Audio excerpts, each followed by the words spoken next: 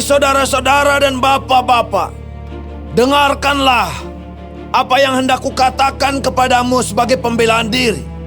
Ketika orang banyak itu mendengar ia berbicara dalam bahasa Ibrani, makin tenanglah mereka. Ia berkata, Aku adalah orang Yahudi, lahir di Tarsus, di tanah Kilikia, tetapi dibesarkan di kota ini.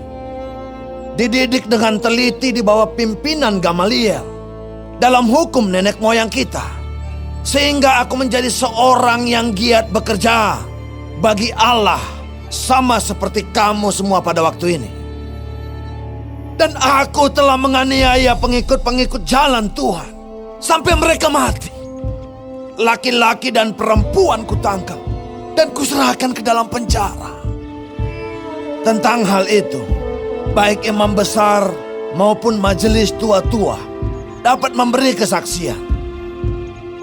Dari mereka aku telah membawa surat-surat untuk saudara-saudara di Damsyik.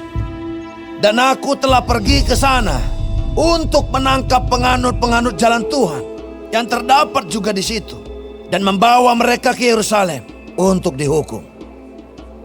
Tetapi dalam perjalananku ke sana, ketika aku sudah dekat Damsyik, yaitu waktu tengah hari, tiba-tiba memancarlah cahaya yang menyilaukan dari langit mengelilingi aku. Maka rebahlah aku ke tanah, dan aku mendengar suatu suara yang berkata kepadaku, Saulus, Saulus, mengapakah engkau menganiaya aku? Jawabku, siapakah engkau Tuhan? Katanya, akulah Yesus orang Nazaret yang kau aniaya itu. Dan mereka yang menyertai aku memang melihat cahaya itu. Tetapi suara dia yang berkata kepadaku tidak mereka dengar. Maka kataku, Tuhan, apakah yang harus kuperbuat? Kata Tuhan kepadaku, bangkitlah dan pergilah ke Damsyik. Di sana akan diberitahukan kepadamu segala sesuatu yang ditugaskan kepadamu. Dan karena aku tidak dapat melihat, oleh karena cahaya yang menyilaukan mata itu, maka kawan-kawan seperjalananku memegang tanganku dan menuntun aku ke Damsyik. Di situ ada seorang bernama Ananias, seorang saleh yang menurut hukum Taurat dan terkenal baik di antara semua orang Yahudi yang ada di situ. Ia datang berdiri di dekatku dan berkata, Saulus, saudaraku, bukalah matamu dan melihatlah.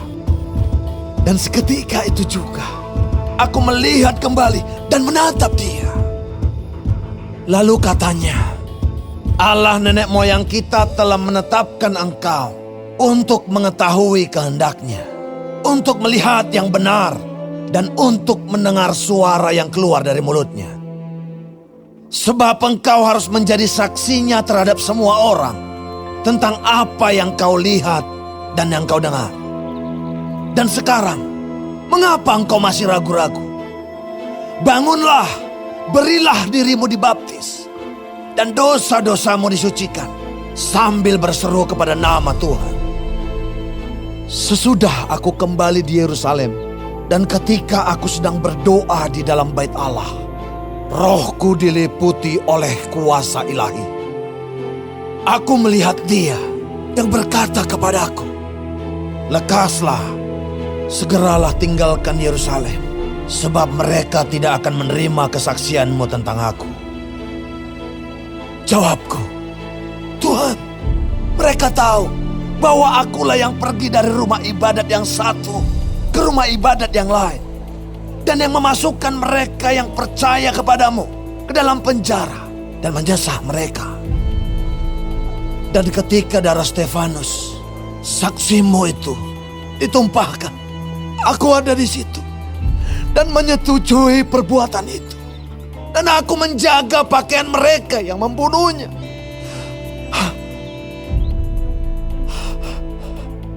Tetapi kata Tuhan kepadaku, pergilah, sebab aku akan mengutus engkau jauh dari sini kepada bangsa-bangsa lain.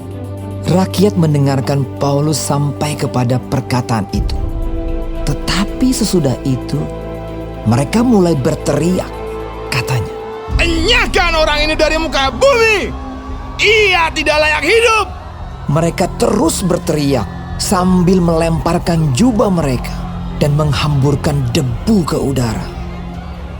Karena itu, kepala pasukan memberi perintah untuk membawa Paulus ke markas dan menyuruh memeriksa dan menyesah dia supaya dapat diketahui apa sebabnya orang banyak itu berteriak-teriak sedemikian terhadap dia. Tetapi ketika Paulus ditelentangkan untuk disesah, berkatalah ia kepada perwira yang bertugas, Bolehkah kamu menyesah seorang warga negara Rom? Apalagi tanpa diadili. Mendengar perkataan itu, perwira itu melaporkannya kepada kepala pasukan. Katanya, Apakah yang hendak kau perbuat? Orang itu warga negara Rom. maka datanglah kepala pasukan itu kepada Paulus dan berkata, "Katakanlah, benarkah engkau warga negara Rom?" Jawab Paulus. Benar. Lalu kata kepala pasukan itu, "Kewarganegaraan itu kubeli dengan harga yang mahal." Jawab Paulus. Tetapi aku mempunyai hak itu karena kelahiranku. Maka mereka yang harus menyesah dia segera mundur. Dan kepala pasukan itu juga takut setelah ia tahu bahwa Paulus yang ia suruh ikat itu adalah orang Rom. Namun, kepala pasukan itu ingin mengetahui dengan teliti apa yang dituduhkan orang-orang Yahudi kepada Paulus. Karena itu, pada keesokan harinya, ia menyuruh mengambil Paulus dari penjara dan memerintahkan supaya imam-imam kepala dan seluruh mahkamah agama berkumpul. Lalu ia membawa Paulus dari markas dan menghadapkannya kepada mereka.